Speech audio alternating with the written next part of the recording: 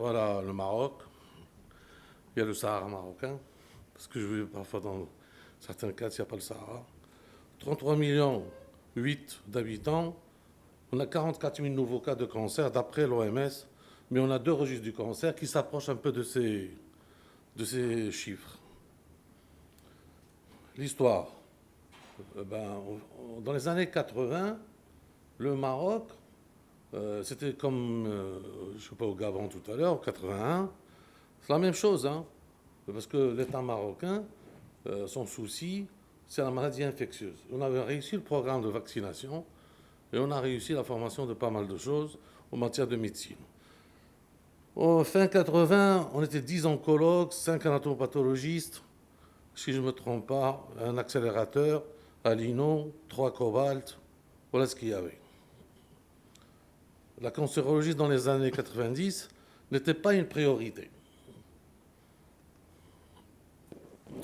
Le centre Azhar a démarré dans un quartier désert, à Rabat. Nous n'avons pas beaucoup de sous. Ce n'est pas l'État qui nous a donné de l'argent pour créer. C'est une affaire de personne. Quand on a fait oncologie à Paris dans les années 80, c'est un choix délibéré de ma personne, de ceux qui sont avec moi, comme Simleli. Nous avons choisi à faire cancérologie.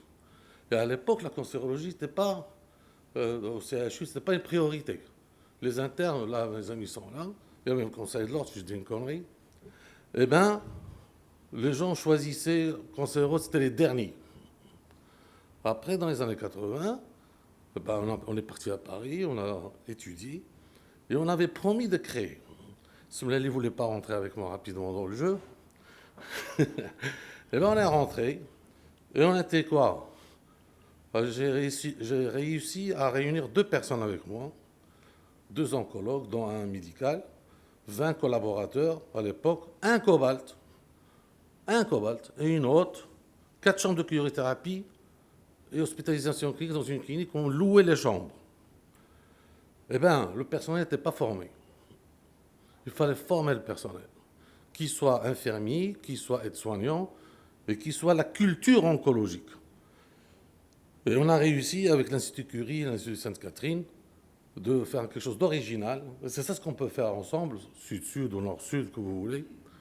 Eh bien, là, à l'époque, j'avais demandé à mes amis de Curie et de Sainte-Catherine pourquoi les Marocains ne réussissent pas chez eux. Ils m'ont dit, ils ne savent pas. Il faut nous accompagner sur les lieux. C'est-à-dire, on envoyait les jeunes se former de notre structure, et eux, ils venaient avec nous pour voir si vraiment ce qu'on a vu chez eux, c'est assimilé. Et on a fait ça pendant 22 ans, à ce jour. Et on a réussi. Voilà, on a démarré avec un cobalt. C'était Général Electric.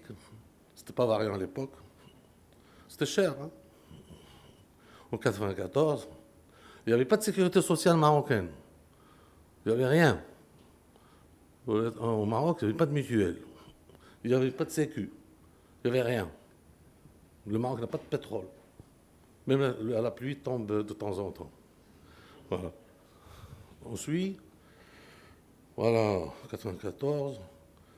Et on a fait l'extension en 2001. Et là, j'ai eu l'audace, même si mes associés étaient contre, d'installer 2 accélérateurs et l'IMRT, la modulation intensité. En 2008, on verra. Voilà le centre. On l'a construit avec le leasing. Dans les années 80, on ne voulait pas nous prêter de l'argent. 90, début 90.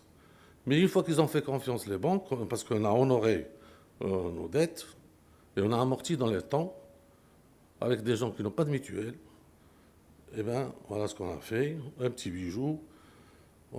Voilà l'installation des machines. Et vous savez qu'au Maroc, quand on achète une machine, elle est 2 fois taxée. C'est pas comme en France. Il n'y a pas vos systèmes comme de remboursement et tout. Pas de taxe en France, c'est ça? C'est la France qui nous a appris ça. Eh bien, l'installation, en 2010, c'était l'audace.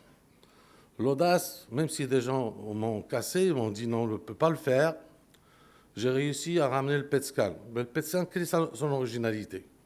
Il faut l'usine qui fabrique le produit, le FDG, qui dure 2 heures. Et bien là, je suis fier de mon aventure. j'ai dragué les Américains. En 2005, à Nouvelle-Orléans, ils ont réussi à investir au Maroc, même s'ils n'ont pas amorti leur usine à ce jour. Voilà, maintenant, aujourd'hui, il y a 3 pets qui travaillent. Voilà. J'ajoute, voilà l'équipe du PET. 7. Mais 2 ne travaillent pas. Mais même pas, les 3 ne travaillent pas. Voilà la première femme du PET, que vous voyez là, avec son équipe. Moi, là, j'étais investisseur, là. Voilà le PET. On a fait, c'est la 6e année, pratiquement on fait 1000 PET par an. Là, c'est la curithérapie de la prostate, HDR, on a acheté récemment. Pour vous dire, toujours avec des prêts. Voilà. Ça, c'est original. Pour le Maroc, c'est important, parce qu'on a eu des aventures en matière de médicaments, comme disaient des amis du volet. Et bien là, c'est une pharmacie électronique, avec traçabilité. Et on a eu l'audace de l'acheter. Ben, là, c'est la curie. Récemment, on a installé un Momotom, tomosynthèse, depuis 4 mois. HDR, curithérapie HDR, on a fait à ce jour, en 3 mois, on a fait pratiquement 20 curies de prostate, et le reste, curie de sein, une soixantaine. Voilà mon équipe, avec Souahjo, l'équipe de choc. Tous sont formés par nous, pas par l'État. Et la plupart, on les a enseignés, nous. On leur a payé les cours. Parce que, voilà, on a eu le privilège d'avoir la Lemrien pour inaugurer en 2001. Ben là, je vais essayer de vous passer un peu, là. Le plateau technique est pluridisciplinaire. On a un département de consultation, unité de radiothérapie innovante, que j'ai cité là, unité de radiologie récemment avec des radiologues, le PET scan IRM en cours, unité d'oncologie médicale, 24 fauteuils qui tournent pratiquement très bien, 50 patients par jour, 3 hautes afflux, pompe programmable, le grand jeu, département de chirurgie, carcinologique, département d'exploration, département de réanimation médicale, département d'hospitalisation, et j'en passe, l'irathérapie et les soins palliatifs. On a un staff médical spécialisé, on est 150 collaborateurs aujourd'hui à plein temps, payés par nous. Donc, 1100 nouveaux cas par an. En 20 ans, on a traité 30 000 malades. 1100 actes de chirurgie par an, 1200 actes de radiothérapie par an, 170 curies par an. Maintenant, on ajoute la prostate, ça tourne autour de 200. 11 000 cures de chimiothérapie, 100 irathérapies par an. Je crois que cette année, on passera à 200.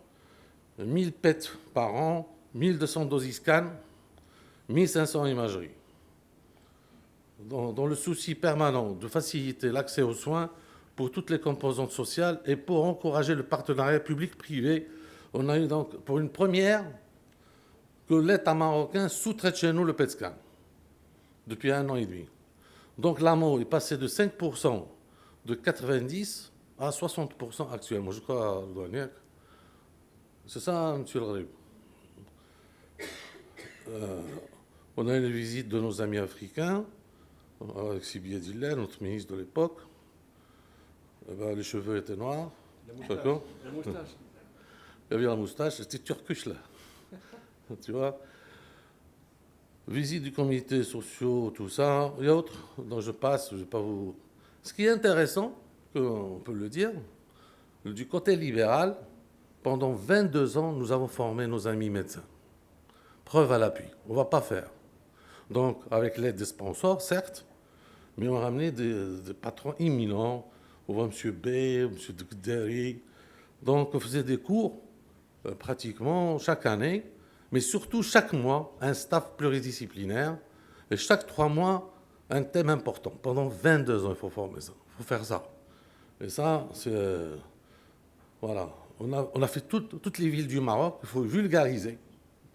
Parce que le petit médecin qui est à Ouarzazate ne va pas comprendre qu'est-ce que c'est le traitement du cancer.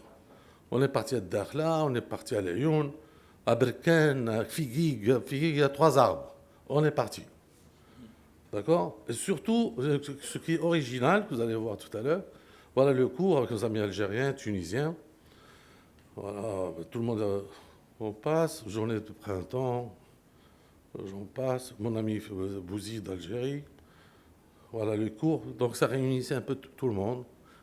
Et c'était pas payant, c'est gratuit. Parce qu'au Maroc, les cours sont gratuits et les congrès sont gratuits. C'est pas comme en France, on paye 600 euros pour rentrer dans une salle. Mon ami Alain, il a participé à plusieurs cours. Il a animé plusieurs sessions. Rassure-nous, on t'a pas facturé pour venir là. Ah bah ouais. Tu sais que nos étudiants et nos médecins ne veulent pas payer l'entrée. Hein. Voilà. De haut niveau. C'était des cours de haut niveau. Ce que je dis à mes amis africains, il faut faire dans ce sens-là. Parce que sinon, vous allez rester toujours comme stagne. Ça va stagner. Il ne faut pas compter sur l'État. L'État, qu'est-ce qu'on a eu avec eux? C'est qu'ils nous aidaient moralement. Ils facilitaient la tâche. Ils ne nous bloquaient pas. Parce qu'ils trouvaient que c'est un intérêt public, comme il a dit monsieur le ministre Alaoui, c'est devenu une utilité publique. Parce que, voilà,